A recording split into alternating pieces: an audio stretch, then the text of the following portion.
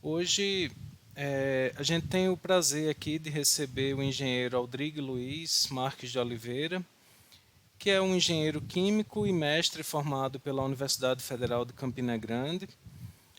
E eu começo dizendo assim que Aldrigue é um profissional bem diferenciado, isso eu falo por um conhecimento de causa. Nós nos conhecemos ainda no colégio, na época do ensino médio, estudamos juntos esse período e depois entramos na universidade juntos também. Eu sempre observei um cara muito responsável e sempre tendo assim uma posição de destaque no que faz. Hoje ele atua na empresa Mosal Alumínio, em Moçambique. Se o nome estiver errado, Rodrigo, você me corrija. Ele tem 12 anos de experiência em áreas com controle de qualidade, saúde e segurança no trabalho. E com isso a gente tem muito que aprender hoje, com essa mega oportunidade de conversar com um profissional que está dentro da indústria, que tem uma vivência real, sabe exatamente o que precisa e o que não precisa para as coisas funcionarem e dar certo ali. Rodrigo, por favor, tenha seu tempo, fique à vontade, aborde sua temática como preferir. E ao final, assim, a gente abre um espaço para algumas perguntas que surgirem no meio. Eu peço que quem tiver pergunta, que coloque no chat, por favor. E aí eu vou organizar. O professor Marcos está presente aqui também na palestra com a gente, alguns dos alunos. Alguns são em comum, são da turma, de turma minha e dele, e outros são só dele. Mas aí a gente vai tentar organizar isso e no final coloca as perguntas e a gente segue com a discussão. Rodrigo, por favor, a fala é com você. Obrigado, Murilo. Boa noite, pessoal. Boa noite, não, boa tarde para vocês. Desculpa, estou em outro horário. Como o professor Murilo já introduziu, nós nos conhecemos ainda no ensino médio. Ele tinha mais cabelo e era um bocadinho mais magro, né, Murilo? E então, a gente entrou junto na engenharia química. A gente entrou em não contando idades aqui, a gente entrou em 2003, se não me falha a memória.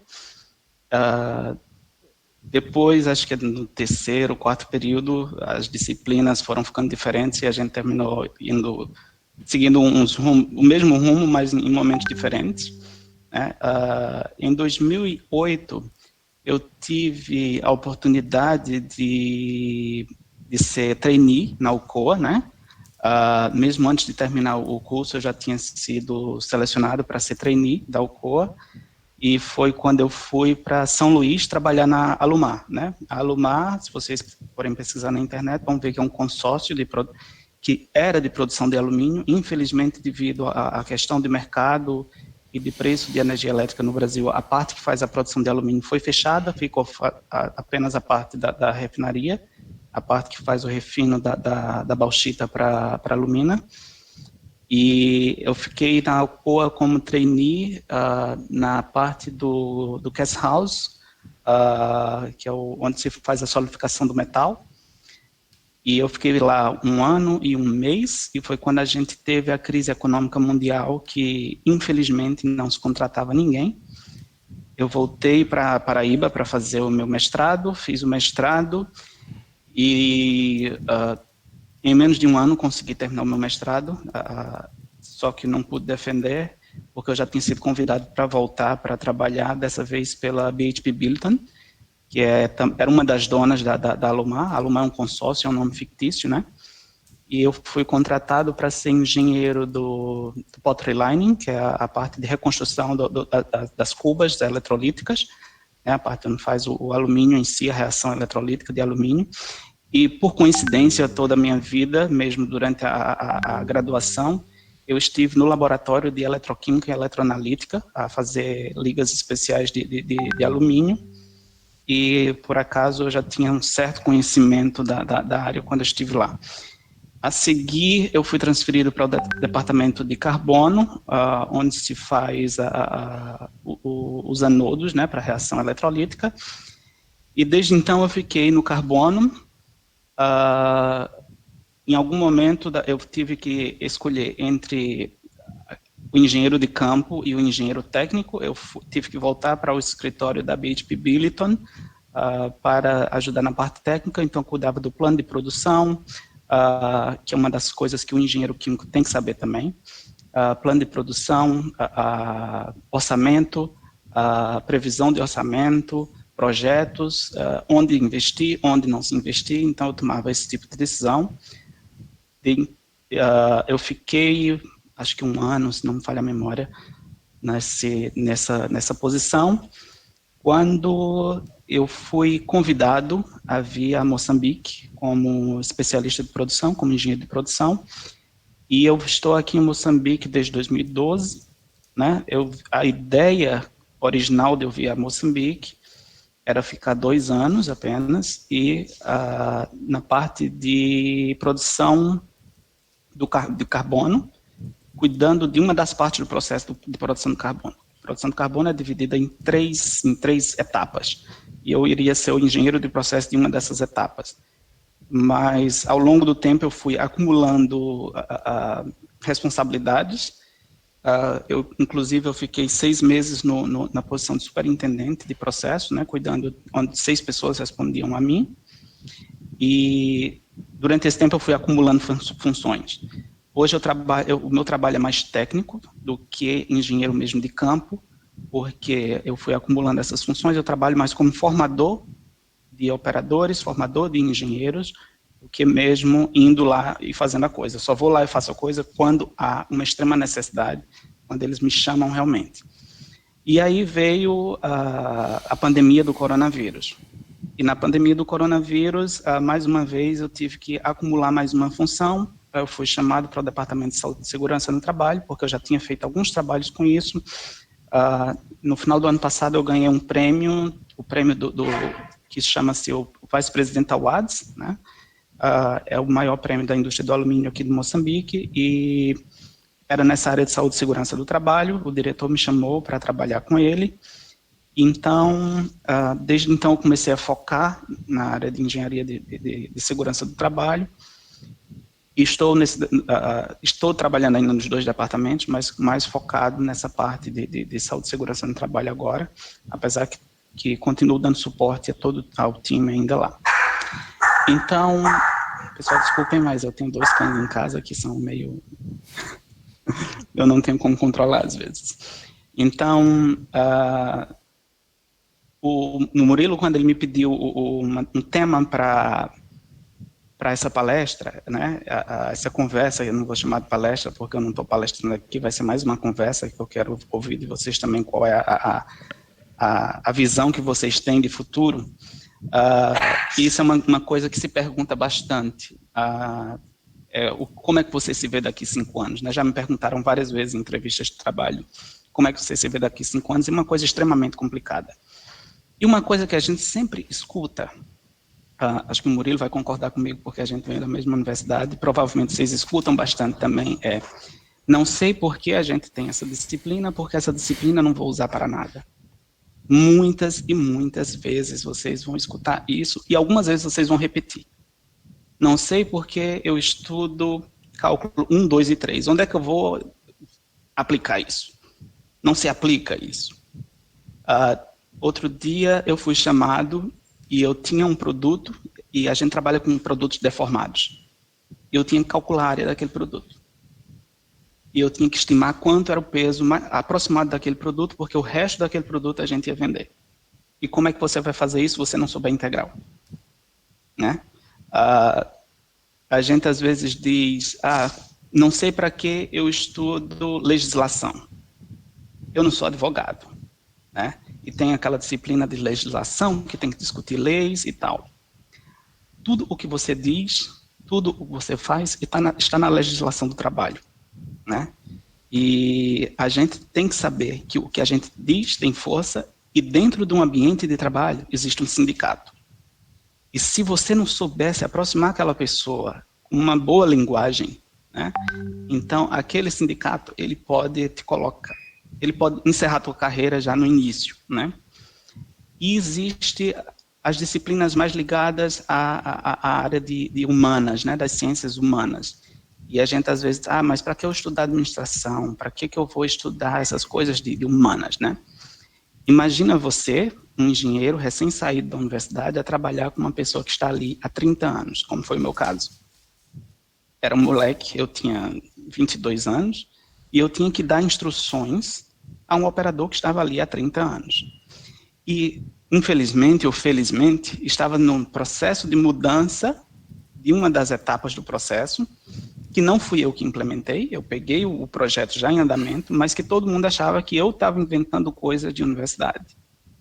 E para você conseguir conquistar aquele público e saber chegar, você tem que saber todos esses limites de como é que se administra, como é que eu convenço pessoas, como é que eu me aproximo de pessoas, né? Então, existe todas essas disciplinas, elas existem por uma razão, né? Elas existem por uma razão. Economia, né? Eu não sou economista, mas para que eu vou estudar economia? Vocês não vão ser economistas. Eu não sou economista, mas eu estive numa situação aproximadamente 2 anos, né? Onde o departamento financeiro disse, olha, tem o budget, o orçamento da empresa, que tem que ser entregue, e vocês estão atrasados. Ok, eu não sabia nem que existia esse orçamento para entregar, muito menos que estava atrasado. E eu tive que aprender a fazer orçamento em 2 dias, para entregar um orçamento para a empresa, porque a Austrália já estava mandando e-mail para nós aqui, a reclamar de que, olha, tem que ser entregue ou então vocês vão ficar com financeiro, com financeiro comprometido, né? E comprometer o financeiro da empresa, você está falando em alguns milhões de dólares, né? Pela dimensão de algumas empresas. Então, todas essas disciplinas, pessoal, que vocês acham que, isso aqui não vou usar, eu vou dar menos atenção, vou deixar para depois, tudo isso a gente vai aprender. Tudo isso a gente vai ter que utilizar em algum momento da nossa carreira, em algum momento da nossa vida, né? A gente tem que aprender a levar essas coisas sempre pelo lado positivo, né? Eu sempre costumo falar, mesmo com o pessoal que faz a limpeza da minha sala, eu digo para eles, se um dia vocês quiserem me ensinar como fazer o housekeeping, eu vou aprender housekeeping. Porque em algum momento eu posso precisar disso, eu posso não ter alguém para fazer isso para mim, né? Então, é extremamente importante isso. E se vocês perguntarem, uma vez eu estava conversando com um dos meus chefes, né? E ele falou para mim, olha, não é todo engenheiro que num curto período de carreira, porque para 12 anos de carreira ainda é um curto período de carreira, mas mesmo assim eu vim para cá quando eu estava com 4, 5 anos de carreira, né? E ele disse, não é todo engenheiro que consegue dar esses passos tão alargados na carreira. E vocês podem perguntar quais foram os enablers dessa minha carreira, né? A primeira coisa, eu sempre fui um aluno muito dedicado. Nunca me considerei inteligente. A turma do Murilo me chamava de nerd, mas eu nunca fui nerd. Eu sempre fui muito dedicado, eu sempre apostei muito naquilo que eu queria. E eu acho que um dos segredos da coisa é você fazer com paixão, né? Se você quer ser professor, que seja com paixão. Se você quer ser engenheiro de campo, que seja com paixão. E quando a gente faz a coisa com paixão, ela vai se encaminhando ao longo do tempo, né? E uma coisa que eu vivenciei, e que há pouco tempo eu estava discutindo com o meu diretor, e ele falou exatamente a mesma coisa. Muitas vezes no mercado de trabalho, não é o que você conhece, mas é como você faz as pessoas te conhecerem, né? É o famoso networking. É como você se relaciona com as pessoas. Você não precisa ser o melhor aluno, você não precisa ter as melhores notas. E por acaso, se vocês forem ler, né, nas bibliografias todas, os alunos que tendem a ter mais sucesso no mercado de trabalho são alunos medianos, né? Aquele aluno, como o Murilo me chamava do nerd, normalmente tem muito problema de relacionamento. Eu tinha esse problema. Eu não sabia lidar com pessoas. Eu tive que aprender a lidar com pessoas porque eu me apaixonei pela vida de engenheiro de campo.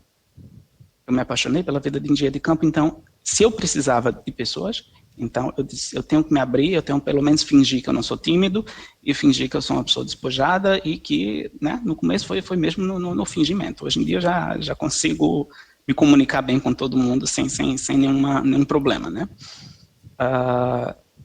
Então, não foram minhas notas que me colocaram aqui. Foi o meu comportamento, foi o mostrar aquilo que eu aprendi. As notas, onde é que conta em algum momento da tua vida? Pode acontecer como em uma das empresas onde eu já passei, que a universidade, a empresa, quando vai entrar em contato com a universidade, ela diz, olha, me manda a lista dos melhores alunos. Mas eu já entrevistei alunos que eram os melhores alunos e eu não aprovei nenhum. Eu pedi para entrevistar alunos medianos e eles ficaram, né? Então, é o como a gente faz, a paixão que a gente tem, a dedicação que a gente tem, né? E se a gente acredita, é apostar nisso, né? Engenheiro, eu comparo muito a vida do engenheiro com a vida de um médico, né? Em áreas diferentes. Eu digo que eu sou o médico das máquinas, porque em algum momento também vocês vão ter que entender de manutenção de máquinas.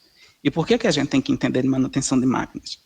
Porque engenheiro faz plantão. Não sei se vocês já ouviram falar do plantão do engenheiro, mas engenheiro faz plantão, principalmente o engenheiro de campo, né? Eu estou vendo aqui muitas meninas, o que me deixa muito feliz, porque normalmente o mundo da engenharia é mais masculino, mas existe muito essa coisa agora da mulher na indústria, né? Então, meninas, engenheiro faz plantão.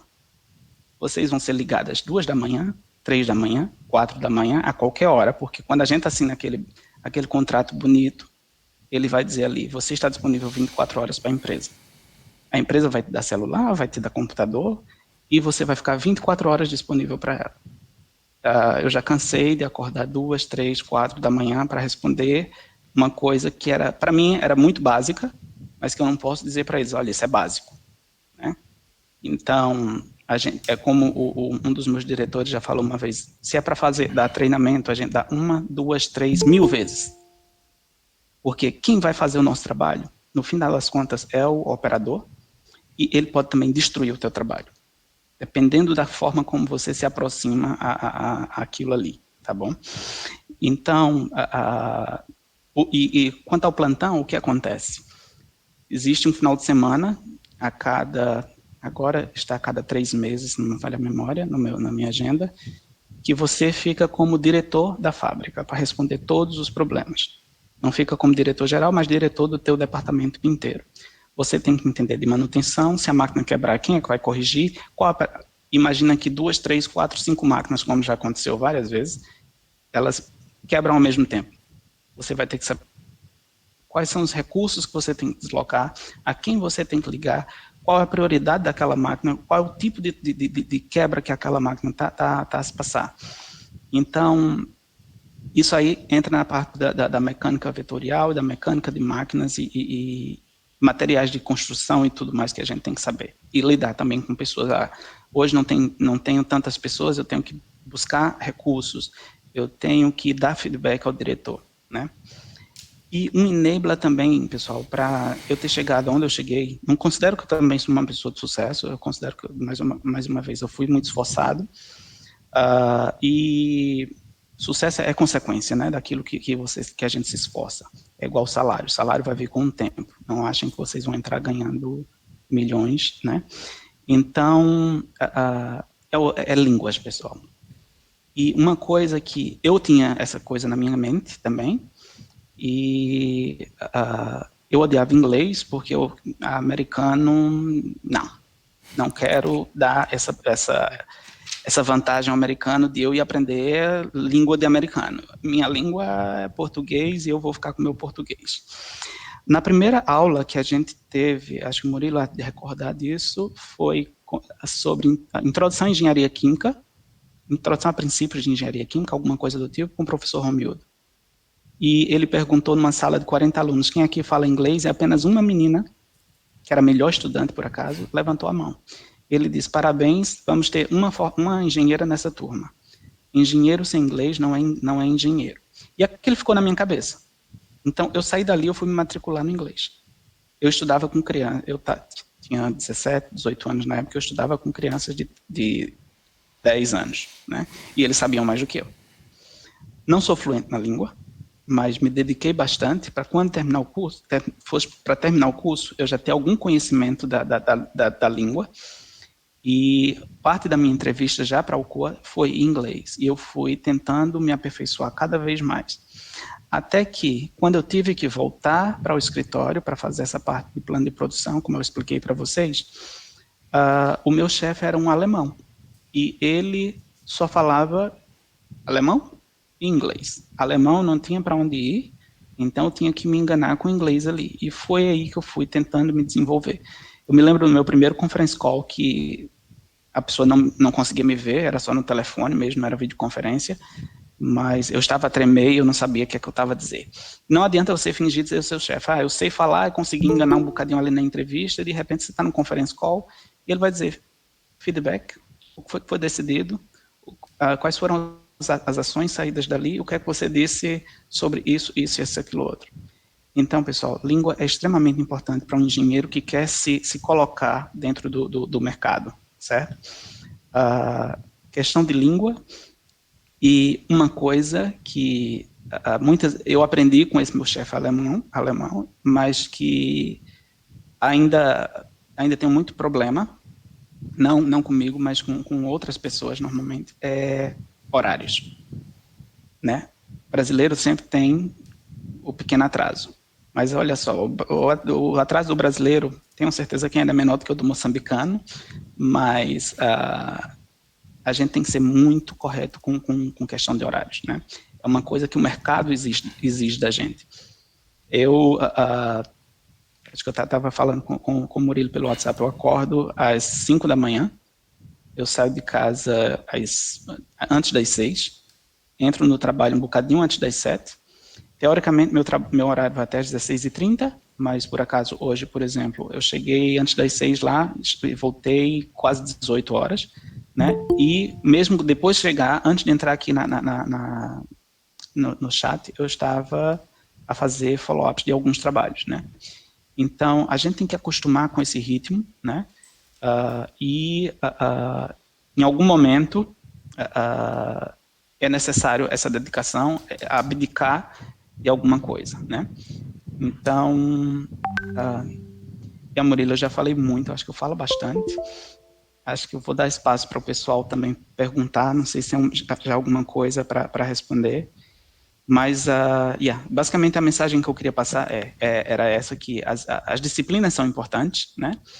E tudo vai depender da dedicação de vocês. Não achem que porque você é um aluno mediano e porque a Maria é a melhor aluna da sala, é a Maria que vai ficar com a oportunidade do mercado e eu vou ficar para trás, né? E a vida é um contínuo aprendizado. A gente nunca pode parar de buscar informações, de buscar informação nova, formações novas. Graças a Deus a empresa me dá muitas formações mesmo eu tenho cursos que não tem nem muito a ver com engenharia, tipo comunicação em inglês, acessa, treina e por aí vai. Mas porque eles acham que é uma necessidade para a minha posição, eu tento dar o melhor quando eles me dão essa oportunidade. Então, eu acho que a mensagem é essa, é a dedicação, né? E não desprezar nenhuma disciplina, porque tudo aquilo que vocês estão aprendendo agora, vocês vão sim utilizar. Tenho certeza que tudo vocês vão utilizar, porque engenheiro, basicamente, é análise crítica. Análise crítica de dados e criatividade. Então, para desenvolver isso, se vocês forem ver, muitas disciplinas estão aí só para abrir a nossa mente, para a gente não enxergar o mundo só para frente, mas ver que o mundo tem um ângulo de 360 graus, né? E isso é extremamente importante, ver as oportunidades, ver aquela pequena melhoria e saber correlacionar isso com o que a gente aprendeu, né? Então, Murilo, não sei se tem alguma pergunta, alguma coisa que eu já possa ir respondendo. Eu falo bastante, então... Rodrigo, tem sim. O pessoal foi mandando algumas perguntas aqui no chat. Aí a gente está organizando aqui para poder repassar. Mas também fique à vontade. Se você quiser olhar como você também consegue ter acesso ao chat, você consegue observar quais são as perguntas. Mas eu vou pegar aqui e te mando, que eu já estou com elas na minha tela. Um dos alunos aqui, Gerdson, perguntou quais cursos você recomenda para realizar tais atividades na indústria e o que a indústria de alumínio espera que um engenheiro químico desenvolva, isso numa visão mais geral. Ok. Cursos que eu recomendo são cursos que te levem mais para o lado de relacionamento humano, porque a gente, como engenheiro, a gente perde bastante essa oportunidade da questão do relacionamento humano, de como aprender a nos aproximar das pessoas, não do tipo, eu sei de tudo, né? É do tipo, estou aqui para fazer um compartilhamento, estou fazendo um sharing de conhecimento contigo, e, então, se tiver alguma forma, não procurem cursos de leadership. Uma coisa que vocês vão aprender é que líderes, eles nascem líderes, eles não são feitos líderes. Não adianta você formar um líder se ele não nasceu um líder. Né? Os líderes, eles são natos, eles nascem líderes. O que a gente vai aprender é a lidar com pessoas, a lidar com diferentes tipos de pessoas. Né? Às vezes, uma coisa, por exemplo, quando eu estou em formação, e que a gente tem que identificar logo que a gente entra na sala, é que a gente tem diferentes tipos de pessoas ali na sala, com diferentes culturas, diferentes conhecimentos. Eu dou formação numa mesma sala para um engenheiro, eu dou formação para uma pessoa da área de humanas, e eu dou formação para uma pessoa da área que é um operador que está ali com, sei lá, o nono ano, no máximo. Então, qual é a linguagem que eu vou ter que usar? E como é que eu vou garantir, né, que essa pessoa vai prestar atenção no que eu estou dizendo? Então, se vocês forem ver essa questão de como lidar com, a pessoa, com o humano, eles vão dizer que tem os doers e os thinkers, né? Os doers são os operadores, né? Eles precisam tocar coisas, eles precisam ter exemplos tangíveis de coisas que acontecem. Os thinkers somos nós. Nós somos pensadores, nós temos a ciência. Então, você já só vai conseguir convencer essa pessoa a fazer alguma coisa por ti usando ciência. Então, não existe uma formação só, né? Existem várias formações, né, que vocês podem procurar sobre essa questão de desenvolvimento humano, de como se aproximar das pessoas, e saber identificar diferentes tipos de pessoas, diferentes tipos é o que eles chamam, desculpa, às vezes tem expressões em inglês que eu não me lembro mais, é o learning style, né? Como é que aquela pessoa aprende. A segunda parte da pergunta que fala sobre o que é que a indústria do alumínio espera que um engenheiro químico desenvolva, uma coisa que a gente tem que saber como engenheiro, os processos, muitas vezes, eles já estão desenhados. Eles já estão desenhados. A gente não vai chegar lá para reinventar a roda. A gente vai chegar para melhorar essa roda. Né? Não existe uma formação para engenheiro de alumínio. Existe a formação geral, que é o engenheiro químico, engenheiro de materiais, que vai ser o engenheiro de processo na indústria do alumínio.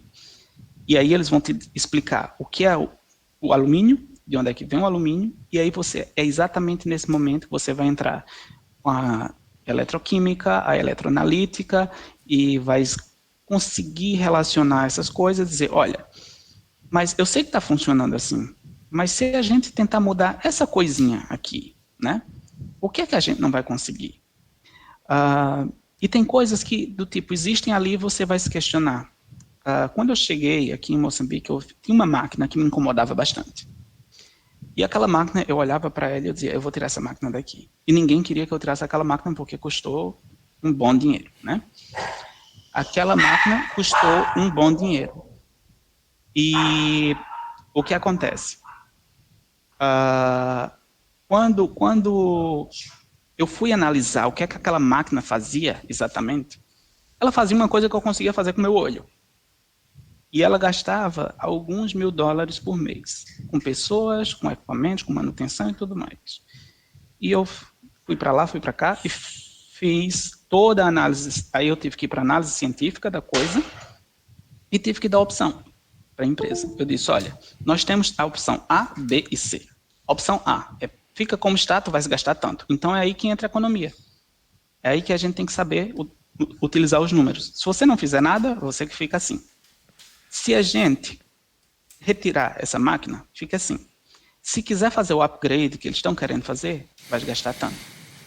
Se eu tirar a máquina, eu tenho essa opção. Né? Então, não só a indústria do alumínio, mas qualquer indústria não vai esperar grandes desenvolvimentos, não vai esperar que a gente reinvente a coisa. Né?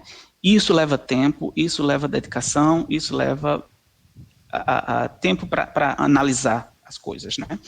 Então, os primeiros 2 ou 3 anos de um engenheiro, ele vai se adaptar ao ambiente de trabalho. A partir do 3º ano, é que ele vai começar a ver uma coisa ou outra. Naquele primeiro ano, a gente pode dar uma opção, uma introdução de alguma coisa, olha, eu acho que isso aqui, coisas pequenas, né? Mas não tentemos entrar no mundo no mercado do trabalho querendo abraçar todo o processo e dizer, olha, isso aqui é o que vai modificar, porque o processo já está desenhado, está funcionando daquela forma, e até você mudar a cultura das pessoas que estão ali também, a questão de mudança de cultura, o processo de desaculturação, é um processo extremamente complicado. Existe uma coisa que chama a regra dos 2060, né? Ele diz que você leva 20 dias para aprender um procedimento novo, e depois de 60 dias fazendo o mesmo procedimento, ele se torna hábito, né? Então, se a pessoa está fazendo aquilo por mais 60 dias, já tornou-se hábito.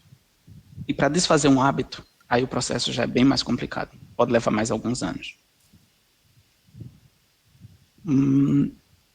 Eu estou vendo aqui, a Naira estava dizendo que eu não entendi a parte da mudança para Moçambique. O senhor, eu não sou senhor, pelo amor de Deus, gente. Podem me chamar de você mesmo. Foi para outra sede da mesma empresa. Ok, deixa eu explicar. Como eu falei, a empresa que eu trabalhei, ela é um nome fictício porque ela é um consórcio, né? Eu fui trainee pela Alcoa e depois eu fui engenheiro pela BHP Billiton, que era uma outra consorciada, uma outra dona, uma outra sócia da empresa, né? E quando foi em 2012, essa sócia que me contratou, ela também era associada a uma empresa aqui em Moçambique. E como tinha oportunidade, eu já estava dentro do quadro de funcionários, né? E eu alcancei o perfil do que eles estavam procurando. Foi quando eles me deram o convite, né? Para vir para viver em Moçambique. Não me forçaram, que fique bem claro. Eles me ofereceram a oportunidade e eu levei a oportunidade. E eu acho que se vocês tiverem essa oportunidade quando entrarem no mercado de trabalho, é extremamente importante, né? A gente conhecer culturas diferentes e aí você já volta para a questão do que o Jetson fez, né? Faz os cursos que recomenda para a indústria. Não tem um curso para diferentes culturas. Então é você chegar e saber que isso aqui é a cultura da pessoa. Eu estou chegando de intruso, né? Então eu tenho que me adaptar à cultura deles e aos poucos tentar colocar uma pontinha de cada coisa. E foi assim que eu fui crescendo aqui dentro e cheguei aqui.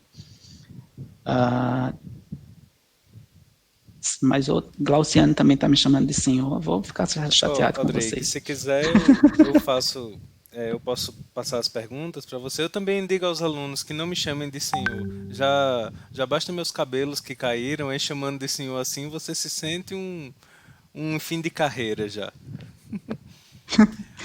Mas já respondi. Se você já está com a pergunta, fica à vontade, pode ler ela. É só para complementar aqui o que a Naira disse a seguir, que o que mais me atraiu na proposta de trabalho foi mesmo a questão de conhecer uma cultura diferente e de ter um background de quando um dia, porque a gente sempre volta para casa, eu acredito nisso, né? Não sei, já estou aqui, eu vim para 2 anos, já estou aqui, já entrei no meu 9º ano, então te dá um background de ter um conhecimento de uma cultura diferente, de um modo de trabalho diferente, de uma legislação diferente, porque a legislação daqui tem similaridades e tem disparidades com a questão da legislação brasileira, e te dá esse outro conhecimento. E, normalmente, as empresas, quando elas querem te querem colocar numa posição de líder, né, elas vão normalmente procurar uma pessoa que já teve essa experiência lá fora. A minha primeira experiência quase que internacional foi quando eu saí da Paraíba para ir para São Luís. São Luís tem um estilo, o Brasil é um país muito diverso, e São Luís tem uma cultura totalmente diferenciada de outras localidades do Brasil, né?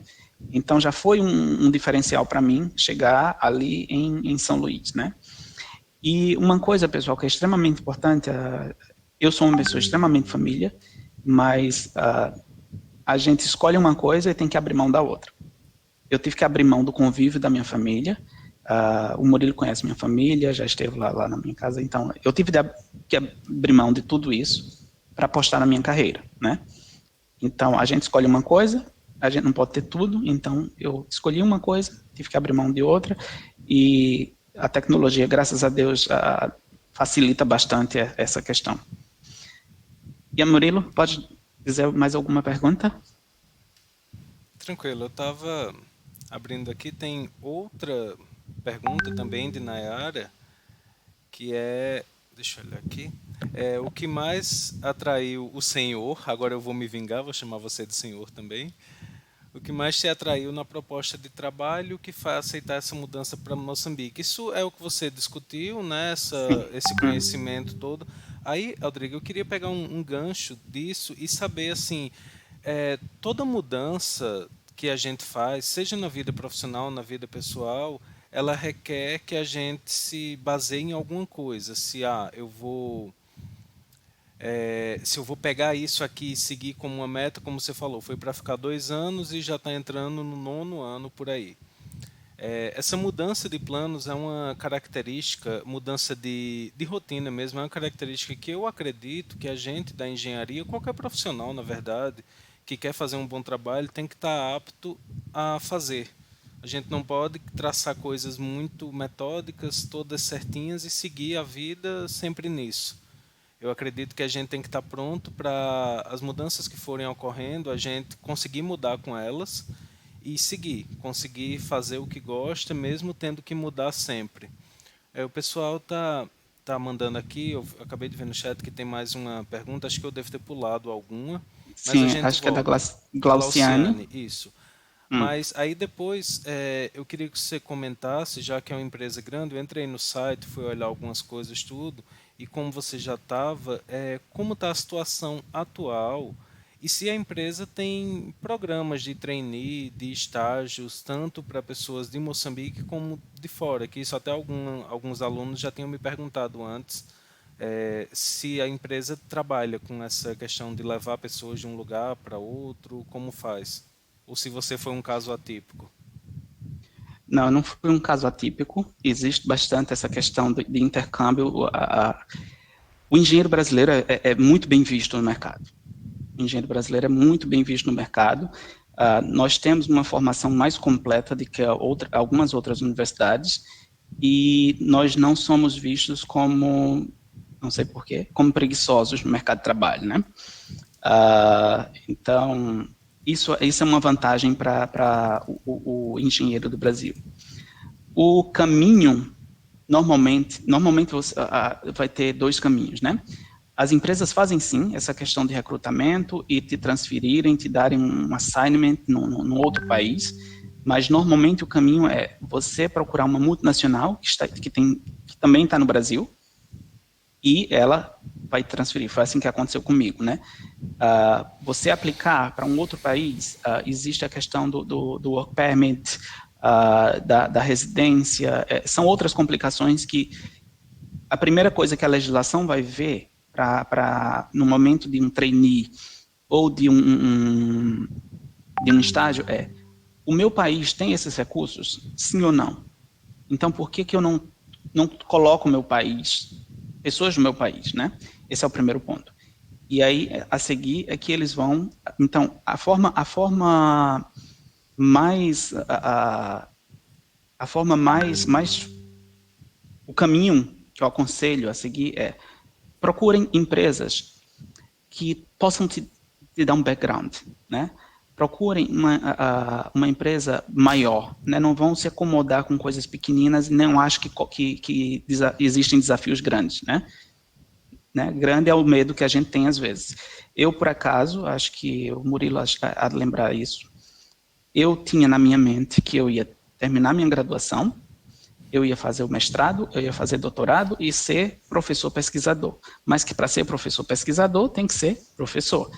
Então eu já tinha esse desafio que eu não sabia se eu queria ser realmente professor, mas que eu nunca pensei na indústria. E aí, em algum momento, eu parei e pensei, olha, ok, tudo bem, se algum dia um dos alunos, como vocês estão perguntando hoje, João Murilo, como que é na indústria? Como que são as coisas dentro da indústria? E, de repente, eu ia dizer, poxa, eu nunca vi um reator, mas eu estou aqui ensinando reatores. Eu nunca vi um chão de fábrica, só andei ali dentro daquele ônibus na visita técnica. Nunca pus um PPI, um PPC. Como é que eu vou ensinar isso a uma pessoa? Então eu disse, ok, deixa-me tentar entrar no mercado de trabalho. E eu me desesperei, porque todo mundo me dizia não, não, não, não, não, não. Então também não tenho medo de não, pessoal. Não vão existir muito. E foi quando apareceu a questão do projeto Trainee, da Alcoa, né?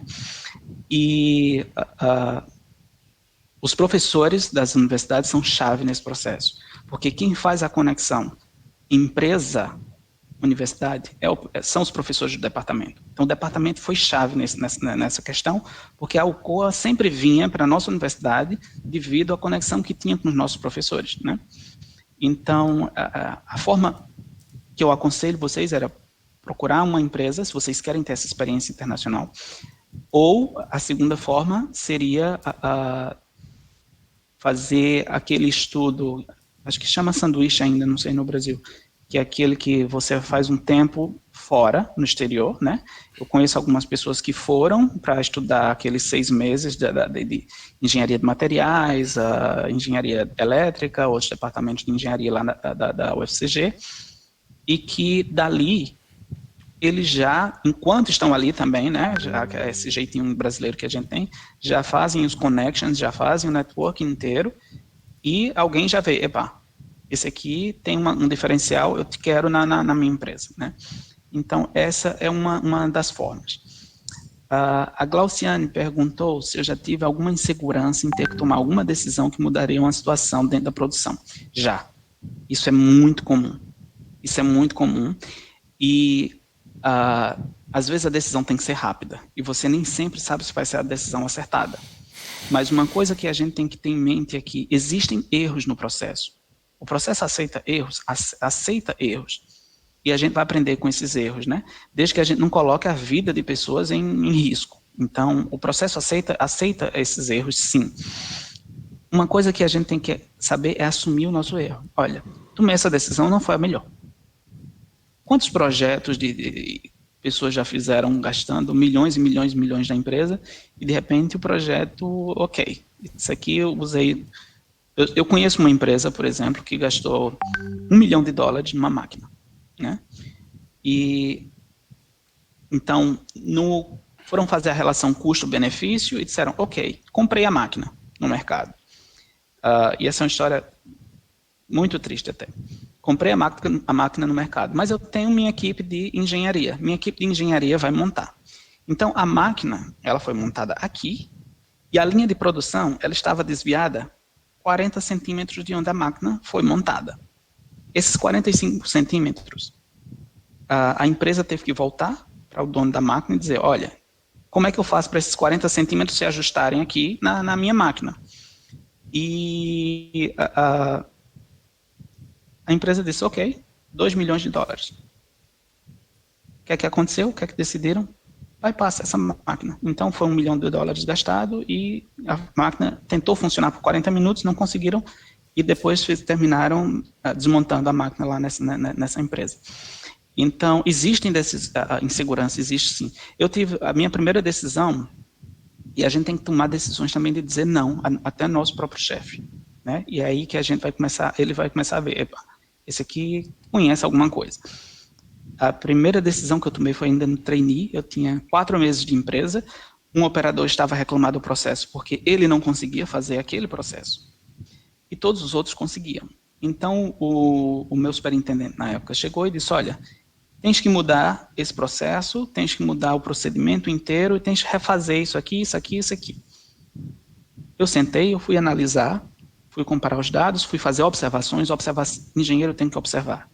Né? Engenheiro não tem... Eu eu não sou uma pessoa que sou apaixonada por campo, mas tem que ir ao campo e tem que observar como o processo funciona, né? Então, fiz as minhas observações e eu descobri que das 4 pessoas fazendo o mesmo processo, só aquele que reclamou que queria que o processo mudasse era que não queria fazer, e era por preguiça, na verdade.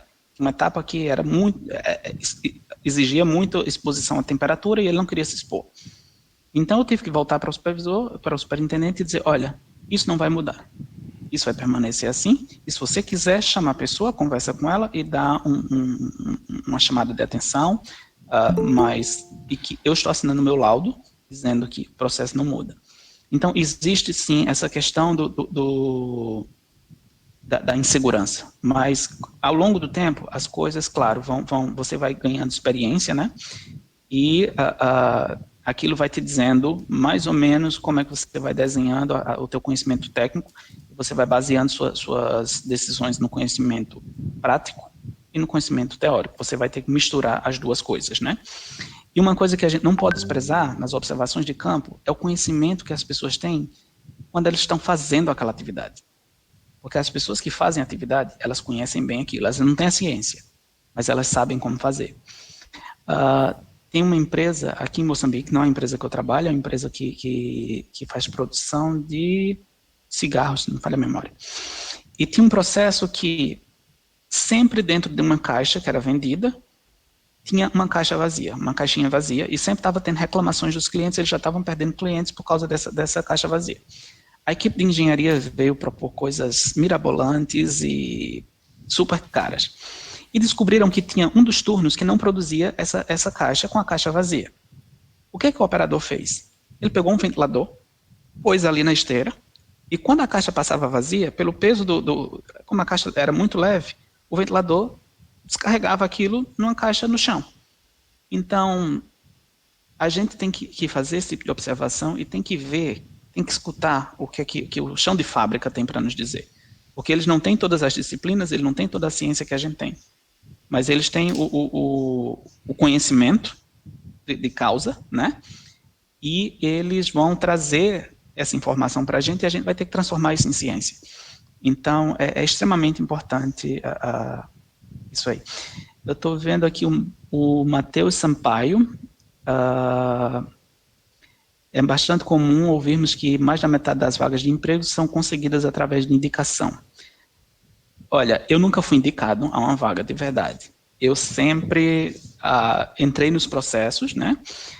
Como eu falei, o link da universidade com as empresas é extremamente importante, né? Esse link é importante, sim. Mas na empresa, se eu dependesse, na verdade, se eu dependesse de alguém para me indicar, eu estava muito ferrado. Porque mesmo o professor, depois que eu passei no processo seletivo para ir para o COA, ele parou para mim e disse, eu estou surpreso, eu não era um aluno ruim, mas ele disse, eu estou surpreso de você ter sido selecionado. Ok, fico com sua surpresa, eu estarei lá trabalhando. Né? E eu morei lá de saber quem é, só pelo que eu estou dizendo aqui. Mas ele ficou surpreso, então eu não fui indicado para nenhum trabalho.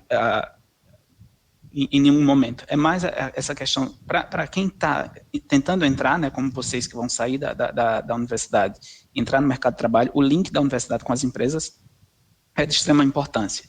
Mas nem todo mundo aqui tem um pai que conhece alguém que é dono de uma fábrica. E, normalmente, se é uma empresa mais séria, ela tem um código de conduta ética e ela vai perguntar exatamente ali, foi indicado por alguém, se você conhece alguém que trabalha na empresa, se tem algum parente trabalhando naquela empresa.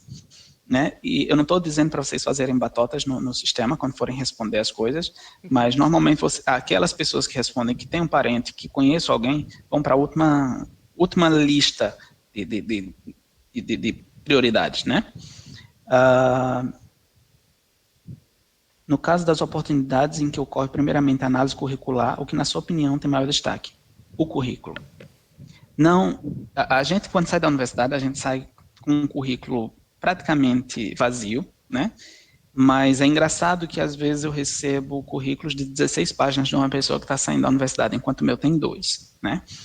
Não estou dizendo que a pessoa não tem experiência, pode ter experiência várias, né? Mas a forma como vocês apresentam a experiência de vocês, a forma como a gente monta aquele currículo, né? E como estudante, a gente não tem, muitas vezes a gente não tem a oportunidade de estar fazendo o estágio técnico enquanto a gente está estudando. Né? Algumas cidades, não sei se é o caso de vocês aí, algumas cidades têm empresas que buscam estágio de férias ou que dão aquele estágio no período da tarde e você consegue fazer o estágio. Ótimo, excelente, se vocês conseguirem, uma grande oportunidade. Né? Mas quando eu saí da universidade, a experiência que eu tinha era trabalho de iniciação científica.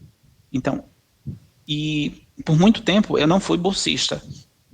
Eu não fui bolsista PIBIC, não fui bolsista de nenhum dos tipos, né? Eu era voluntário. Eu, com 6 meses na universidade, eu me voluntariei a um laboratório de eletroquímica e eletroanalítica, e era um professor indiano, o professor Shiva Prasad, que é um excelente professor, mas ele disse, olha, eu estou te pegando porque eu estou com pena de você, porque quando vem me procurar é porque ninguém quis trabalhar. Então, estou com pena de ti, vou te deixar ficar por aí, tens 2 meses para me provar que vieste para fazer a coisa certa, né? Então, a experiência que eu tinha era a experiência de aprender a liderar times, de aprender a ter iniciativa, era toda dentro do laboratório. E claro que quando a gente vai entrevistar uma pessoa, pela forma que ela fala as coisas, por aquilo que ela porque tem várias formas de perguntar a mesma coisa para colocar vocês num troquezinho ali de dizer, ok, numa resposta ele disse isso, nessa outra resposta ele disse aquilo. Então, a gente vai saber que essa pessoa tem atitude, essa pessoa sabe trabalhar em grupos. Eu já tive entrevistando uma pessoa e eu perguntei, olha, você sabe trabalhar em grupo? Ah, sei trabalhar em grupo. Ok, me dá um exemplo na universidade, como você trabalhou em grupo. Olha, e qual era a tua posição no grupo? Você era o líder ou você era um membro do grupo? Ah, eu era o líder. Ok, o que é que você fazia? Como era tudo? Ah, não, a gente tinha os trabalhos. Então, cada um ia para a sua casa, cada um fazia a sua parte do trabalho, porque a gente dividia cada típico de aluno, né? Dividir, olha, tu faz de tal página a tal página, eu faço tal página, eu faço análise, tu faz a conclusão, cada um fazia a sua parte, eles mandavam para o meu e-mail e eu liderava a junção das partes. Eu disse, senhor, me desculpe, mas isso não é trabalho em grupo. Você nunca esteve com seus colegas sentado numa biblioteca a discutir e a chegar qual é o ponto comum que vocês têm ali e como é que tem que se apresentar isso. Então, a análise curricular vem daí. Se vocês tiverem a oportunidade de ter esses estágios de férias numa empresa que esteja próxima, por menor que a empresa seja, já vai dar alguma experiência. Se não tiverem, procurem essas iniciações científicas, por mais que sejam de voluntárias, né? Gastem um pouquinho do tempo fazendo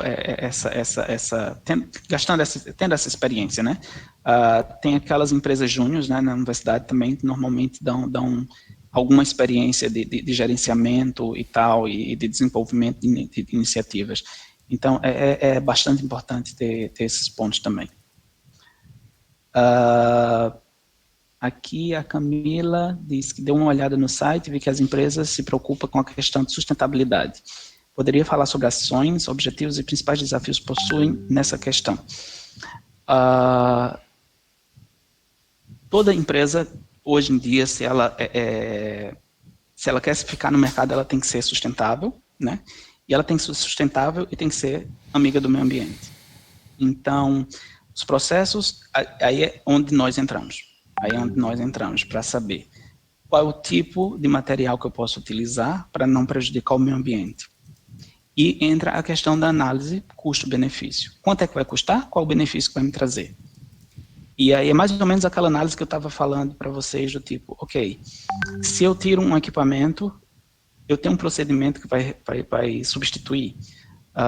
Se eu quero comprar um equipamento mais fantástico, mais cheio de coisas, né? O que é que esse equipamento vai me trazer? Então, eu tenho que fazer essa análise custo-benefício e, não sei se eu posso dizer infelizmente, mas algumas empresas, né, elas não têm o poder de decisão do preço do produto no mercado. E esse é um caso da indústria do alumínio. A indústria do alumínio, se vocês forem pesquisar, ela é gerida por uma bolsa que está em Londres, que chama LME, London Metal Exchange. Então, o London Metal Exchange vai dizer qual é o preço do alumínio no mercado. Então, se a sua empresa produz o alumínio a $5.000 uma tonelada, e o LME diz que o alumínio no mercado é vendido a $2.000, você está perdendo $3.000, automaticamente. Então, e já acontece na empresa do alumínio bastante isso, do leadership sentar, convidar os engenheiros e dizer, senhores, estamos nessa situação do LMI. A gente é medido pelo LMI todos os dias. Estamos nessa situação do LMI e o que a gente precisa é ideias inovadoras que não vão gastar dinheiro que a gente já não tem e como é que a gente vai melhorar os processos que a gente existe aqui. Então, a primeira coisa que o engenheiro de processo vai fazer, o engenheiro químico vai ter que fazer é como reduzir os índices de rejeição. Eu tenho um produto e esse produto está sendo rejeitado. Ok. Está sendo rejeitado por quê? Por causa disso. O que é que eu vou fazer para... Quais são as causas que essa rejeição está levando a essa rejeição? Como é que eu posso melhorar o meu processo com o que eu tenho para reduzir esses índices de rejeição? Então isso é onde entra o nosso senso crítico de conhecer o produto que a gente está produzindo e da ciência que a gente aprendeu lá na universidade. Ok, se eu mexer nessa máquina aqui um bocadinho, essa máquina está desalinhada assim, se eu mudar esse material um bocadinho assim, assado, eu vou conseguir esse produto aqui. E uma outra coisa, aí já volta também a questão que ela fez sobre as decisões que eu tive que tomar e se eu tive alguma incerteza. Quando eu cheguei aqui, existia um limite de rejeição de um dos nossos produtos, que para mim era extremamente alto, né? Então, num dos momentos de crise, eu fui analisar, por mês a gente tem 20 mil dados, 26 mil dados, e eu fui analisar dados de 10 anos, né? E fui tentar correlacionar para dizer, olha, se o nosso limite de rejeição é X, e eu baixar de X para X menos Y, eu ganho essa quantidade de produto aqui. Mas eu tinha que provar que eu baixando para o X menos Y, naquela quantidade de produto que eu estava atualmente rejeitando, ele poderia ser utilizado. Então, como é que eu tive que fazer isso? Tive que voltar nos dados, tive que fazer as análises e tive que fazer um teste, né? Engenheiro faz muito teste, a gente vive fazendo teste. E testes, muitas vezes, a gente faz para dizer que esse teste não é válido. Já aconteceu comigo? Já. Já fiz um teste, cheguei no final e disse, não aconselho. Isso aqui, ninguém faça, porque vocês vão perder dinheiro. Né? Então, existe esses pontos também. A Lívia está perguntando quais são suas dicas para passarmos por um processo seletivo e ser destaque entre os outros candidatos. Seja você. Seja você.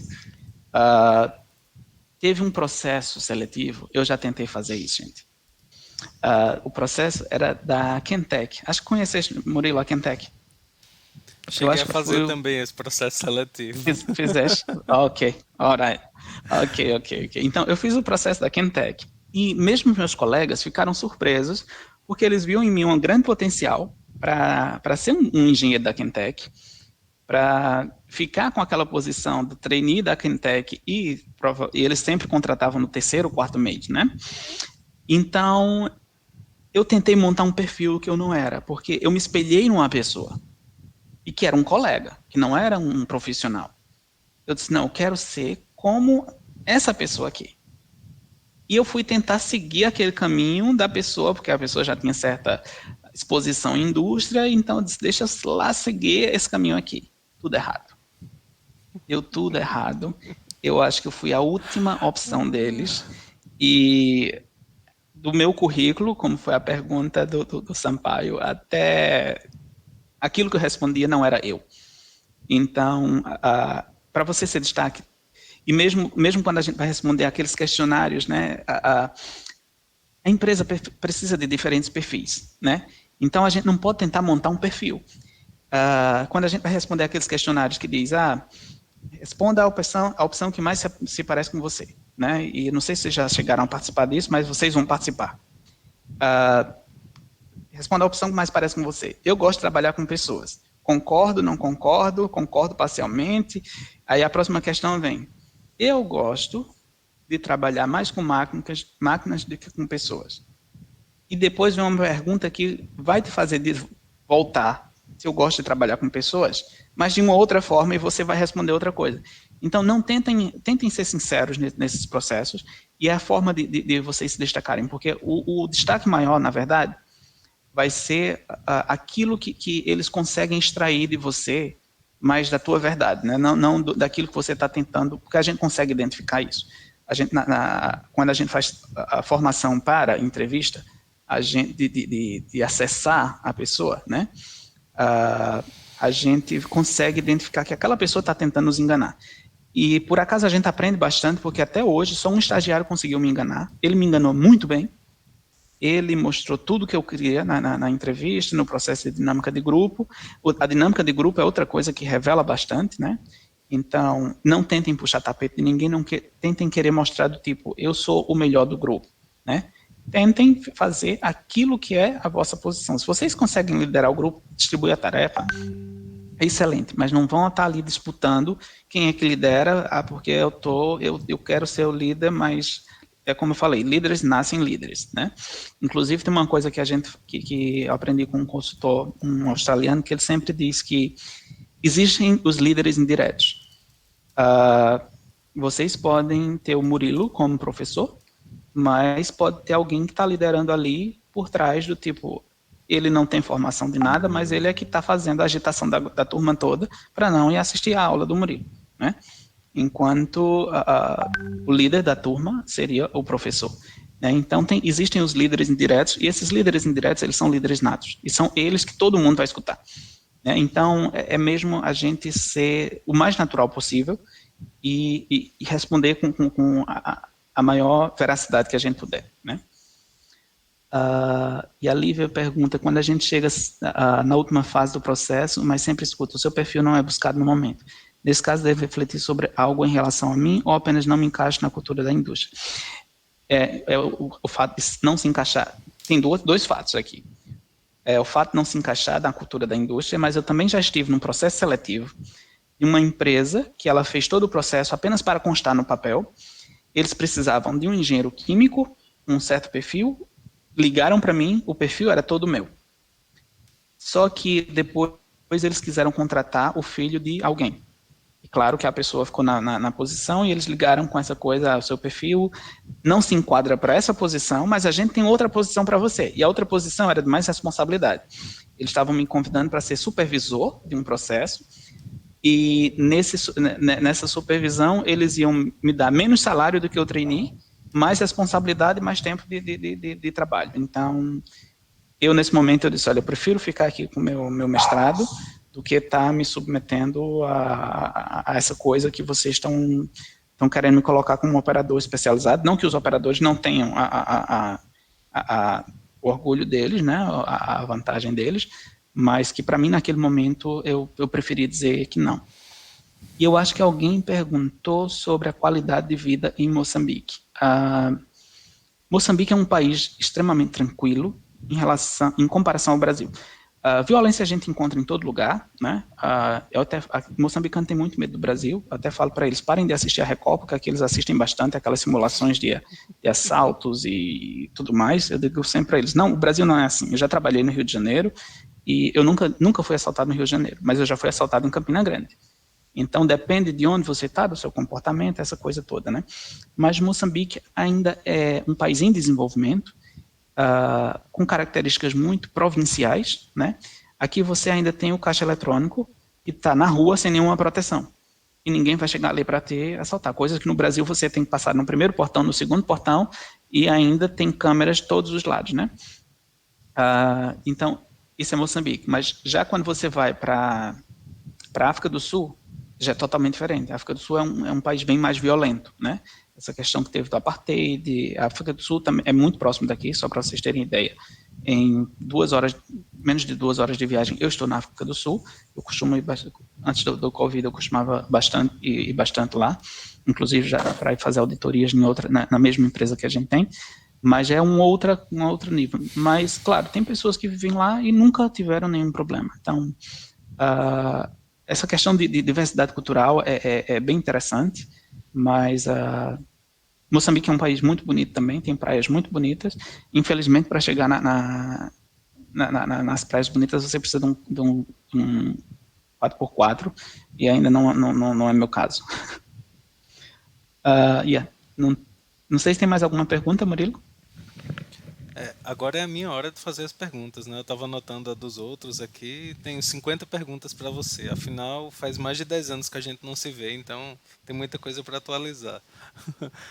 Não, Rodrigo, eu estava anotando alguns pontos do que você falou e assim, só para ressaltar, essa coisa de ser verdadeiro, eu acho isso fundamental, porque quando eu participei desses processos seletivos, como você falou, e acho que isso fica de experiência para o pessoal também, é impressionante que sempre que chega as empresas com essas dinâmicas de grupo, que era novidade para a gente na época, aquilo eu nunca tinha nem ouvido falar, e de repente as empresas chegam, a gente vai fazer uma dinâmica, e eu sempre ficava perguntando o que eu preciso fazer, quem eu preciso ser, né? Qual a minha interpretação disso aqui, o que eu tenho que mostrar para eles me aceitarem como um possível candidato à vaga.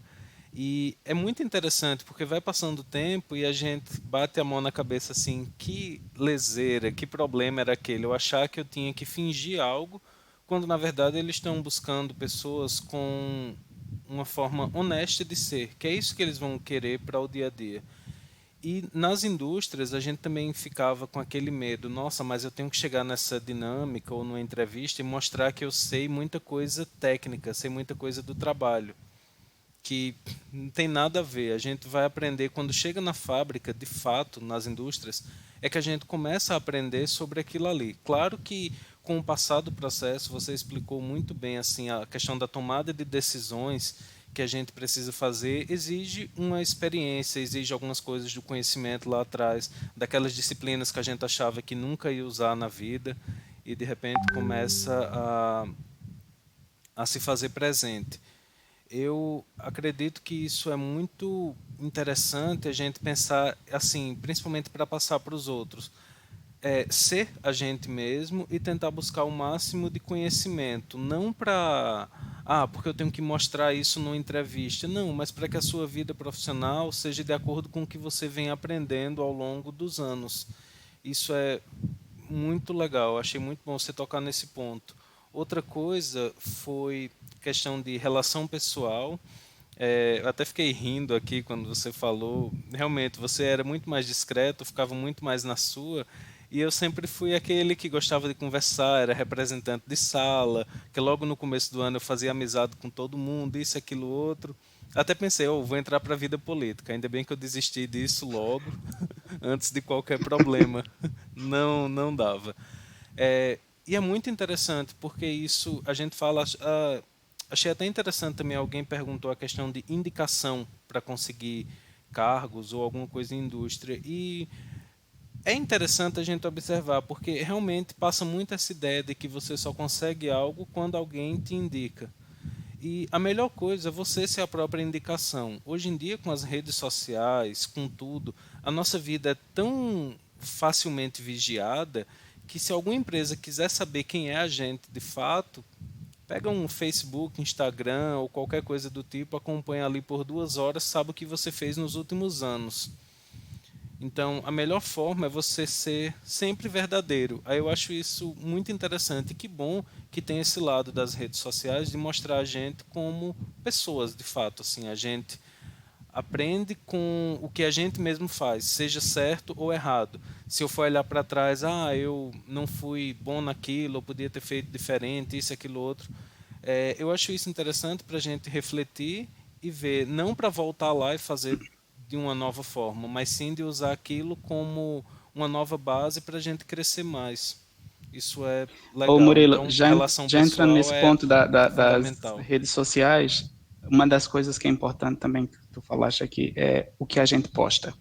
Sim, A gente está muito exposto hoje com as redes sociais e as empresas que recrutam, elas podem não ter o acesso ao teu perfil, vão fazer um fake, alguma coisa. Eu já vi pessoas que foram até o último processo, até a última etapa do processo e não foram contratadas porque o que ela dizia na entrevista e o que ela escrevia, postava nas redes sociais, não condizia.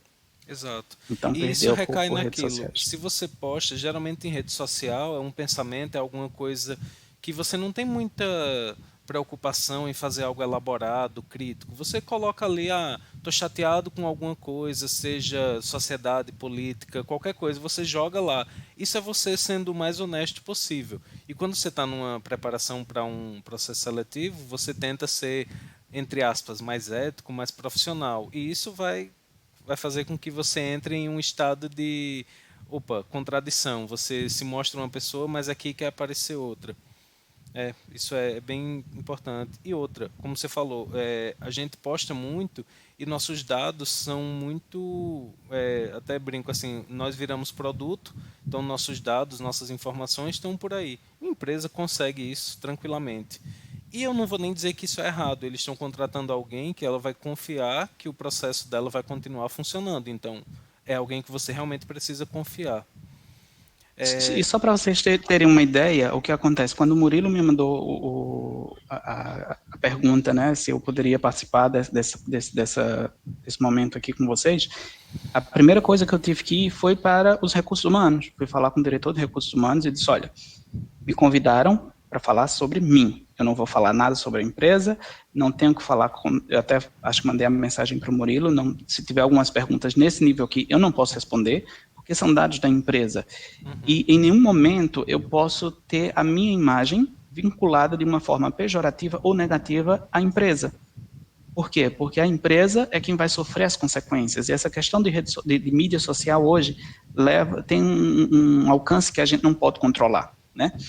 Então, mesmo o fardamento da empresa, quando a gente sai, você não pode entrar num bar, você não pode entrar num café com o fardamento da empresa, né? Porque a pessoa pode pensar, o funcionário de tal empresa é um bêbado, os funcionários de tais empresas são bêbados, e vai passar uma imagem negativa em relação do cuidado com o empregado, do cuidado com a imagem da empresa. Então a gente tem que ter muito cuidado com tudo isso, pessoal.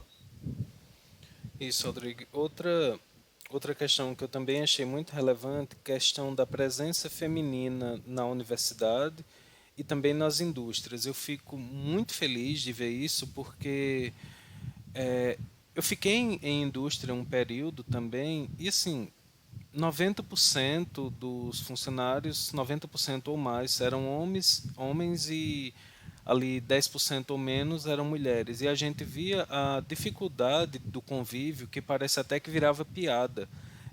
Eu via de algumas pessoas que trabalhavam, que isso me incomodava bastante, inclusive, tratando as mulheres, sejam na parte de gestão ou operação, como se fosse algo estranho. Assim, ok, ela trabalha ali, mas aí falava alguma coisa. É como se não fosse possível ou que entrasse na discussão. Mas é uma mulher, porque está no meio de um processo que é coisa de homem. Eu cheguei a ouvir isso algumas Existe vezes. E bastante. nossa, isso incomoda muito, assim, eu não consigo ver coerência, eu não consigo ver muito sentido nisso, porque, cara, são profissionais que estão ali fazendo seu trabalho.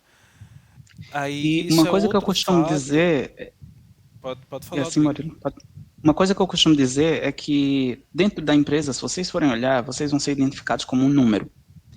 A gente não tem um nome, a gente é um número. E isso, qual é a ideia por trás? Aí entra nos princípios de administração, né? Porque, primeiro, por números a gente não tem afeição. Eu demiti o Murilo tem um nome, é um amigo meu. Se eu chegar um processo para mim com o número 2004-520, é um número. Eu não sei quem é 2004-520, eu posso demitir o 2004-520, que eu não tenho afeição para aquele número. E o número, ele tira a questão de gênero. Não é mulher, não é homem, é um funcionário. E está aqui porque atinge o perfil, atinge os requirements mínimos e tem que ser respeitado como tal, né? E o trabalho é igual, né? Não existe trabalho para homem, não existe trabalho para mulher. Só uma notícia triste para as meninas, eu estou vendo, dá dois exemplos das que eu estou vendo aqui, a Amanda e a Clarice, com os cabelinhos todos organizados, bonitinhos. Se vocês quiserem ser engenheiras de campo, vocês vão usar aqueles capacetes feios, tá, gente? Não se preocupem. Umas toucas que ficam horrorosas, ninguém sabe quem é mulher, ninguém sabe quem é homem, a gente usa umas roupas feias mesmo, nada confortáveis, mas que é para nossa proteção. Então, Em algum momento tem que se perder essa questão da vaidade também, porque a gente usa essas coisas feias. Eu, quando estou na empresa, se vocês me verem uma foto com óculos, respirador e aquela coisa toda suada, porque o ambiente de trabalho, onde eu estou é quente, né? Não trabalho com projetos, então... E estou vendo, alguém comentou brincos, esquece, anéis, esquece tudo. Eu já teve até problemas de pessoas que esqueceram a aliança do casamento dentro do bolso e puseram a roupa para lavar. Então, a aliança do casamento, a lembrança foi-se com a lavagem da roupa. Mas, então, dentro da empresa, não deve existir essa questão de gênero. No meu time, agora, como eu estou mudando mais para o departamento de saúde e segurança, tem duas meninas, né? Mas no time anterior, eu tinha apenas uma menina com 10 homens no início. Agora éramos menos, porque os outros foram sendo realocados para outros departamentos.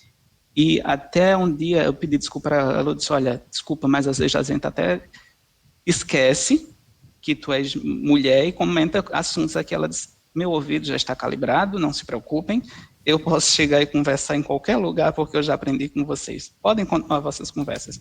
Então, aquilo ali a gente já estava num ambiente tão assim, que a gente já não considerava a questão de gênero, era um grupo. Era um grupo de trabalho, o grupo de trabalho tinha intimidade para comentar tais assuntos, né? Então, é extremamente importante, e as empresas estão trabalhando bastante nessa questão da mulher na indústria, né? Não estou desincentivando os meninos aqui, o Eduardo, o Enzo, o Sampaio, não estou desincentivando, né?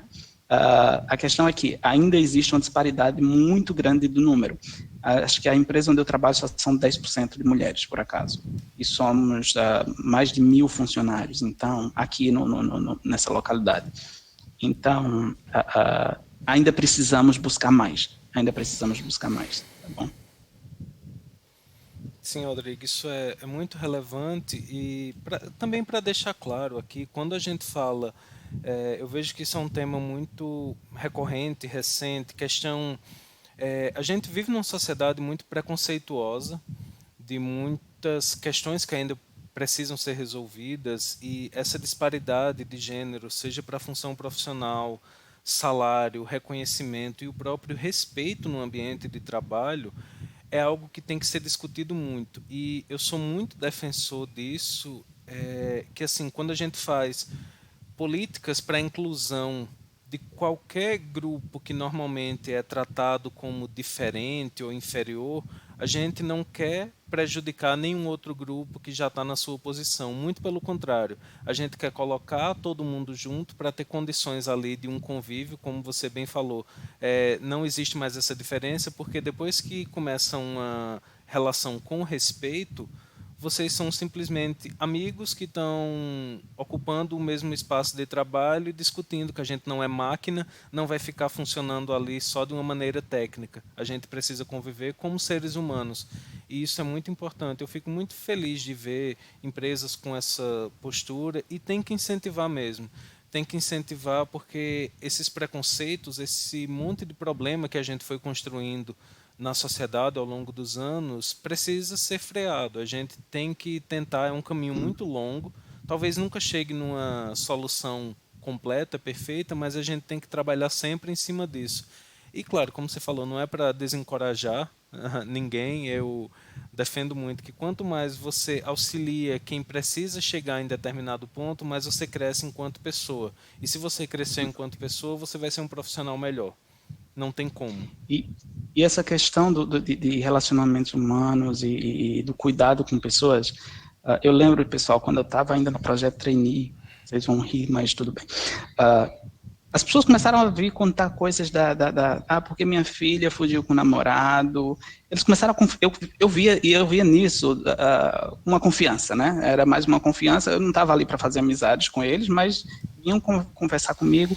E aí vinha aquele operador que trazia aquele pão amassadinho, mas não era pão amassado, não foi amassado na chapa.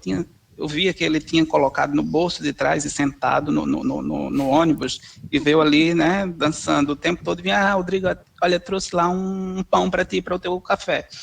Vamos lá tomar um café comigo. E era aquele pãozinho amassado dele estar sentado em cima, né? Então, às vezes, pessoal, a gente vai ter que fechar tirar os nossos preconceitos para quem vinha lá só comendo comidinha da mamãe, tudo muito bem preparado, e de repente comer o pão que alguém veio sentado em cima, mas porque ele está dando com tanta vontade que aquilo ali, e aquilo ali nem é parte do teu trabalho, mas estás construindo um relacionamento com as pessoas que fazem parte do teu trabalho.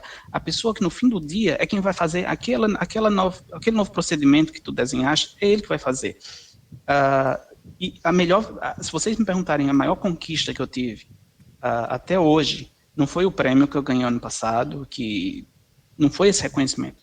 A maior conquista que eu tive até hoje, um dia eu sou muito ruim de caras e nomes, né? E como eu dou formação a muita gente, eu dava formação toda semana a 30 pessoas, então sempre muitas caras novas e eu nunca lembrava as caras e os nomes. Eu sempre dizia para eles, pessoal, se eu chamar um dia vocês cumprimentarem, se seu nome for Paulo e eu te chamar de José, não se incomode, porque eu não vou lembrar.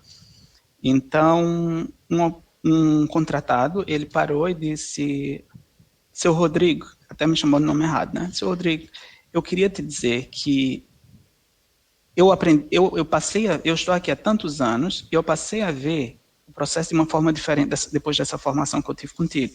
Eu aprendi isso e aquilo. Aquilo para mim foi tão gratificante de saber que uma pessoa que esteve ali, que está ali há tanto tempo e que aprendeu alguma coisa comigo e que eu vou deixar alguma coisa, né?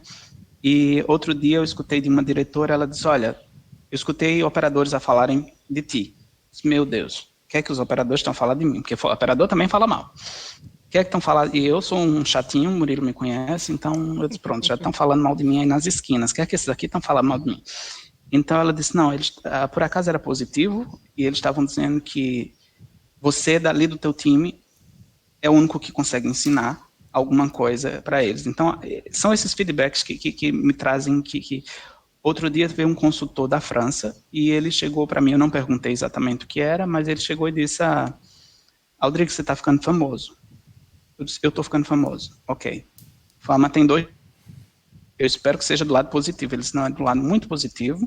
Eu não entrei em detalhes, porque eu não fazia parte da conversa, eu não ia pedir para ele abrir detalhes da coisa, mas ele disse, continua nesse caminho que você está... Então, quando a gente começa a ter esse tipo de feedback, a gente tem a certeza de que a gente está trilhando o caminho correto e está fazendo a coisa certa. Mas, pessoal, não achem que vocês vão entrar hoje e amanhã tá fazendo coisas brilhantes. Vão com calma, um passo de cada vez, entrem com a cabeça de que eu quero aprender. Eu não sei de tudo, eu estou aqui para aprender. Vocês vão aprender e aos poucos vocês vão começando a relacionar o processo com aquilo que vocês viram lá na universidade, dizer, ok, mas lá na universidade eu aprendi também que isso já pode ser feito assim. Então por que a gente não pode mudar essa vírgula aqui? E vocês não vão mudar o texto inteiro, vocês vão mudar uma vírgula. E essa vírgula vai fazer a diferença. Vai fazer a diferença na saúde, na segurança das pessoas, vai fazer a diferença no retorno financeiro da empresa, e é assim que a gente vai construindo a nossa carreira dia a dia. Tá bom? Aldrigue, cara, é sempre bom ouvir você falar, trazer esse relato de experiência e acho muito interessante que você falou algumas coisas que se eu tivesse escrito para você antes, parecia que eu estava me descrevendo. A questão dos plantões na empresa, o celular empresarial. Quando eu estagiei, que fiquei trabalhando, cara, até o horário que você falou, entre 2 e 3 da manhã, eu recebi algumas ligações lá da fábrica, pessoal falando, deu um problema aqui, era uma fábrica de porcelanato, a gente fabricava revestimento cerâmico, a unidade que eu trabalhava era só porcelanato, e assim, porcelanato é o topo dos revestimentos cerâmicos, então é o tipo que não pode ter falhas, não é permitido tipo B, tipo C, nada ali, tinha que ficar sempre perfeito, então qualquer problema que desse na linha de produção, como você sabe bem, tem que resolver na hora. E às vezes era um problema simples, mas precisava da sua presença lá. Então, eu saía de madrugada, pegava a moto, corria para a empresa para tentar resolver alguma coisa. E nossa, você falando, muda país, muda empresa, muda área, mas essas necessidades são as mesmas. Exatamente a mesma coisa. Sim, e outra Exatamente. coisa eu achei Tá aqui, interessante. pessoal. Não estou a mentir, são dois até.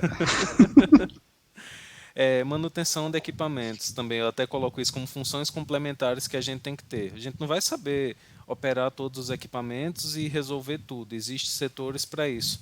Mas a visão geral tem que ter mesmo. E isso é Gente, muito interessante de ser Murilo, o tratado. primeiro plantão que eu fiz, eu aprendi uma frase: manda para a oficina central, porque tudo que entrava em breakdown, em quebra, eu dizia manda para a oficina central. Eu não sabia qual era o equipamento, eu estava na empresa há 5, 6 meses, eu não sabia onde estavam aqueles equipamentos, eu só dizia manda para a oficina central. Ah, quebrou não sei o que, eu disse ok, tudo bem, mas eu não sabia qual era o impacto daquela máquina. Então, isso leva tempo para a gente aprender. Hoje, se Sim. me ligarem dizendo, olha, tal máquina partiu, eu vou dizer, ok, essa aí não é prioridade, vai para aquela outra, porque essa outra eu sei que sim, essa para o processo, essa é mais crítica. Então, isso é coisa que leva tempo, não é uma coisa que a gente vai aprender do dia para a noite, né? Leva seu tempo e a gente tem que ter essa paciência também. Com certeza, isso leva tempo, experiência e também a nossa coragem de fazer algo diferente, porque eu acredito que para você era a zona de conforto ali, dizer, manda lá para a oficina, que lá eles vão resolver, ou pelo menos se não for lá, eu vou ter tempo de chegar e alguém vai dizer, ó, seria melhor você fazer isso. Uma coisa que você falou, Aldrigo, que eu acho que tem que ficar muito assim de mensagem para o pessoal, é a questão da vida prática, que também quando eu cheguei na fábrica, a gente chega com aquela visão que a gente tem, poxa, eu cheguei com curso superior, sou engenheiro do processo, isso, aquilo, outro, tenho que fazer as coisas acontecerem e tudo vai girar em torno do que eu disser. A gente cresce ao longo do curso com essa ideia de que quando chegar na indústria vai ser assim. E quando chega, quebra a cara, obviamente, porque tem operadores ali, como você falou, às vezes não tem o mínimo de instrução, mas estão há 20 anos naquele processo. Se uma máquina fizer um barulho diferente, ele vai dizer, ó, tal coisa aconteceu ali naquela máquina. E isso é fantástico. Eu falo que a gente aprende muito na fábrica com essas pessoas que têm a capacidade de perceber ali o ambiente por uma leitura de mundo, uma visão não, eu falo assim, não formada no sentido acadêmico, mas sim formada na vida. E eu acho isso legal que a gente tenha, para que também quando a gente fizer essas coisas, eu falo para o pessoal também, quem for buscar estágio, independente de área, independente de porte, preste atenção a tudo que acontece em um ambiente empresarial. Independente do que seja, seja ligado à nossa área ou não. Eu já tive alunos que me perguntaram se valia a pena fazer um estágio em uma empresa que não tem diretamente uma coisa ligada com a engenharia química. E a minha resposta sempre foi: com certeza. Faça, porque gestão de pessoas, relação, a gente saber lidar com liderança, com pessoas que dão ordens ou a gente ter que dar ordem, isso é uma experiência, são experiências gigantescas. E isso vai ser aplicado em qualquer outra área. Tá? Aí você tocou também no ponto de hábito, de como uma coisa cria hábito na indústria. Achei muito interessante a questão da liderança, que a gente vê muito por aí afora, uns, nada contra, mas tem uns coach para liderança, isso, aquilo, outro, ensinando como você se tornar um grande líder. Bom, eu enxergo parecido com você nesse sentido. A gente tem que ter esse perfil, essa habilidade, digamos assim, uma predisposição e você trabalha se tiver isso. Tem gente que gosta, eu sempre gostei de posição de liderança, estar tá à frente. Tem gente que não tem muito esse perfil. E isso não torna ninguém melhor ou pior. Simplesmente você Não. vai assumir posições diferentes ao longo da sua vida, tanto pessoal como profissional.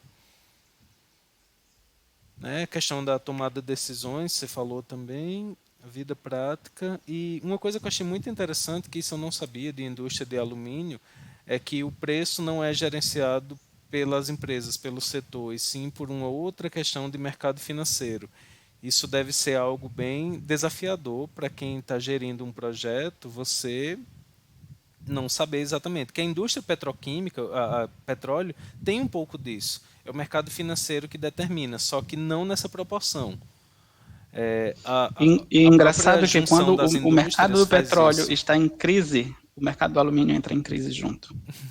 O petróleo é um bom indicativo, então, para vocês. Porque uma das nossas matérias-primas é um resíduo do petróleo.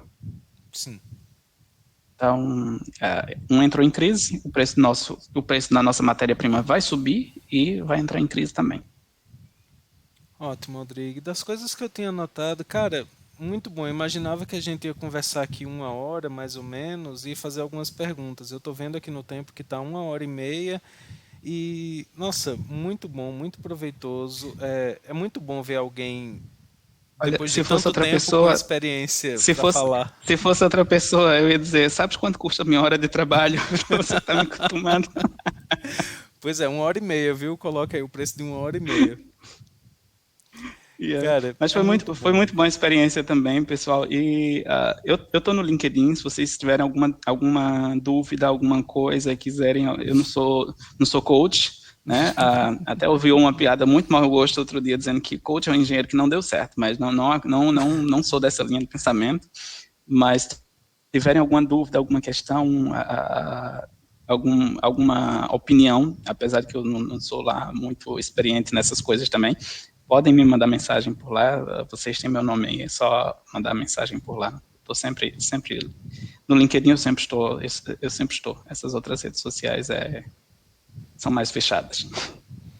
Ok, Rodrigo. Pois agradeço demais, fico muito feliz desse momento, essa oportunidade. A gente trabalha, a maioria das pessoas aqui estão no curso e geralmente nesse período de que a gente trabalha com disciplinas de processos químicos industriais, a gente faz visitas técnicas, procura contato com indústrias para ter justamente essa conexão. Nesse período agora, por conta da pandemia, ficou bem mais restrito, é tanto que a gente não fez visita. Talvez tenha uma visita a uma unidade de estação de tratamento de água, mas é algo bem menos do que a gente normalmente faz ao longo de um semestre como esse.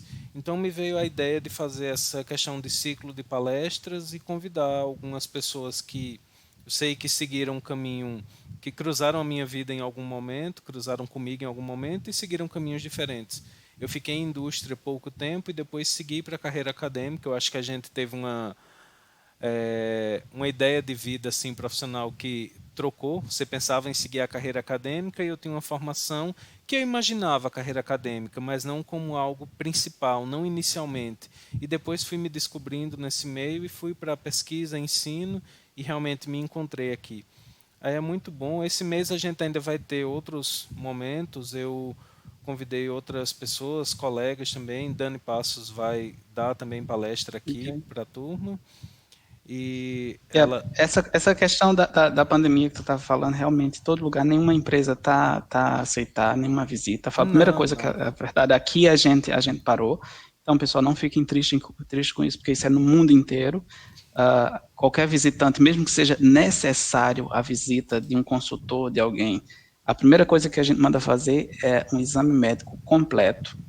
Tem que mandar o exame médico lá do país de onde a pessoa está. A gente só vai receber o papel aqui via e-mail, vai imprimir, vai passar pelo corpo de médicos, tem que ter autorização do vice-presidente, tem que ter autorização do diretor de saúde e segurança, e é uma novela. Então, infelizmente, nesse momento está assim, mas isso não quer dizer também que o mercado não vai abrir as portas para vocês e essa situação toda vai mudar, né? A gente tem que manter-se sempre positivo, né? Levar os aprendizados que a gente pode ter mesmo nessa situação mais complicada.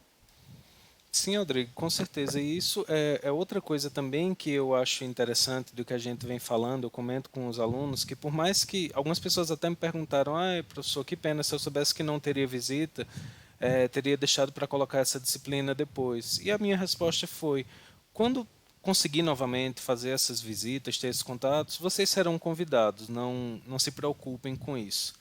E é essa mensagem que eu sempre coloco. Eu acho que a gente tem uma capacidade de adaptação muito grande. E permitir fazer essas coisas à distância, eu nunca imaginei que, sei lá, você podia, daí, da sua casa, agora já é 9h30 da noite aí, acredito. Você está num outro continente, uma outra vida totalmente diferente e a gente consegue conversar tranquilamente como se estivesse numa sala próximo. Isso é uma coisa que talvez a gente já tivesse disponível, mas com a necessidade de ensino remoto, de coisas com a pandemia, isso ficou mais próximo, mais acessível. Eu acho isso muito legal mesmo. E também é importante saber que muitas empresas, pelo menos as que eu já trabalhei, elas aceitam visitas que não precisam ser necessariamente técnicas pela universidade, né? Você pode se apresentar à equipe de Corporate Affairs da empresa, né? Dizer, olha, eu sou estudante, eu não tive essa oportunidade, eu queria saber se é possível entrar na vossa empresa para fazer uma visita, para saber o que é uma empresa. Então, algumas empresas, elas permitem isso também, né? É bastante interessante. Eu já recebi muitas pessoas aqui para, tipo, olha, vem uma visita, eles querem entrar e a gente só dá uma volta, claro, a gente não vai entrar, mostrar uma máquina, uma coisa lá, mas eles vão ter ideia de como é que a empresa funciona, como é que as pessoas ali estão a se conectar. Né? Então é interessante esse ponto também. Ótimo. Sim, a gente tem que estar sempre por dentro do que as indústrias oferecem e do que a gente pode oferecer também, que eu sempre falo, quando a gente faz uma visita, uma reunião, alguma coisa, a gente faz uma troca. Por mais que pareça que é só um lado que fornece para o outro, mas não, toda relação, ela funciona com uma troca. E isso é muito interessante. Sim, sim. Meu caro amigo, muito obrigado. Espero que a gente possa conversar outras vezes, trazer mais experiências assim da sua vivência em indústria. Fico muito feliz depois de mais de 10 anos ter uma conversa para saber que rumo você tinha tomado e que bom Não, que eu pude compartilhar. não reduz tua idade, Murilo. Não, Só que eu poxa, saí Adri, de Paraíba já são 12. Então não reduz tua idade, não mente cara, tua idade para os eu terminei alunos. o curso no final de 2009 e saí da Paraíba e fui para esse mundo, então não vou reduzir não. Já foi. Olha, então foi muito bom também a experiência. Todas as palestras que eu já tinha feito era mesmo face to face, não tinha nada de online, mas apesar da diferença de horário foi bastante proveitosa. Infelizmente, acho que eu mudei foi o horário de vocês, não foi vocês que mudaram o meu. Eu disse a Murilo, não me faz acordar de madrugada. E pelo menos ninguém me pediu para ver nenhum leão. Aqui na África não tem leão passeando na rua, gente, como todo mundo acha quando passa Poxa, naqueles tem não, cara. documentários. Eu achei que Nunca vi. achei que teu Eu cachorro estou tava aqui, latindo porque tinha chegado um eu leão aí na porta. estou aqui há 9 anos. Acho que o único bicho que eu vi foi macaco na estrada até a África do Sul. E Murilo, eu estava no mesmo continente que você, na mesma cidade que você, no dia do seu casamento e você não me convidou. Então essa daí você ainda vai me pagar. Pessoal, muito obrigado. Tá bom. Então, como eu falei, se tiverem alguma dúvida, alguma questão, podem me mandar lá no LinkedIn, que assim que eu tiver uma disponibilidade, eu vou responder vocês. Eu não costumo demorar muito, não. Tá bom? Ok, Rodrigo. Muito obrigado, meu amigo. Abração e a gente se fala. Tudo de bom. Tchau, tchau, tchau, tchau.